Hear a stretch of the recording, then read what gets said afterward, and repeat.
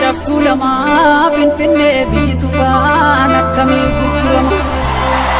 Jidi maaliif godaantaa godaanis yoo jedhanii ajjeesii irratti du'ii lafa kee lakkisini. Eenyu baashiitti gurbaa kan haala seenaa nati nuuf karoo keenya lafa aadaa fi seenaa galma keenya ganama.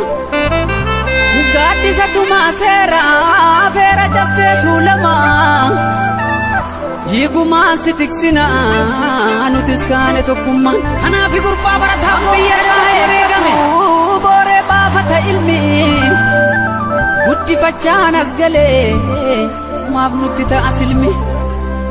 Gudeedhaan hin dhalanne kanaaf saba ugguraa osoo Oromoo ta'ee maaliif biyya gurgura.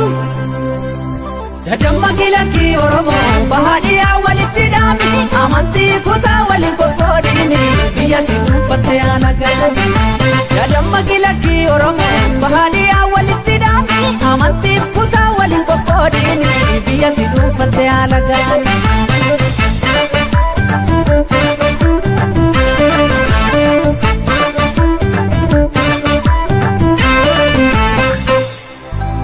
Oromiyaa biyya koo meeqa siif itimame dhiigaan si tiksuuf jecha meeqa bahee dhabame.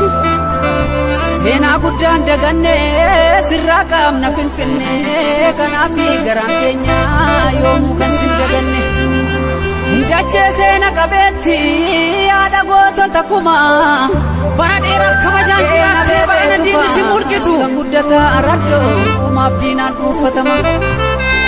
Kee guutoo wasarbiif kee qajeelaa dooyyoo badoo dachaas faatture kan gadi hin jenne roorro.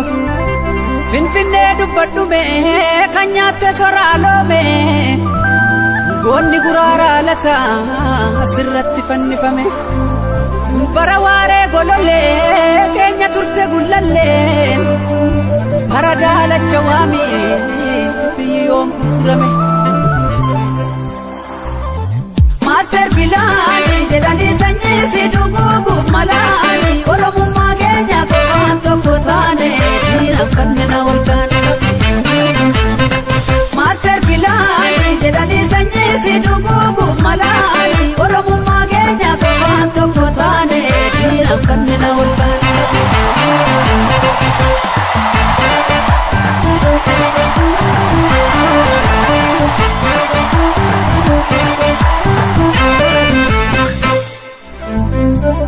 Dukaasa bombii haleeli biigeemni ari'ee kumaan qabu dubartiin deebi'u yoomuu jajjabee falmataa fi murataa jabaan raaboonni baasee mootumatu beekaa ololtuuf gantuuf haburra sabaasi hunduusuma eega maatti beekti gadheen lafa dhiirri hoolu akka goonna jeese foon allaatti sooru. Akkas naa jedhe maatti beekti gadheen lafa dhiirri hoolu akka goonna jeese foon allaatti sooru. jedhu qalbiina keessa raallaa dhibee jaarraa tokkoon caalu jabaadhu yoo boboota biyyaaf lolu karaa natti deemtu milkiinsiif haa tolu. Beelaaf deebuun argiin ganamaa galgala ajjeesii sooratu bineensa daggala. Qabeenyi biyya kee hundumtuu siif sifa jabaadhu qeerransoo fuuldurri kee ifa. Absoon diddaa gabrummaa itti dhufa injifannoon dhiigaan ni dhufa fuulee jaallan dhiigaan tattaraaran galmaan ni geenya.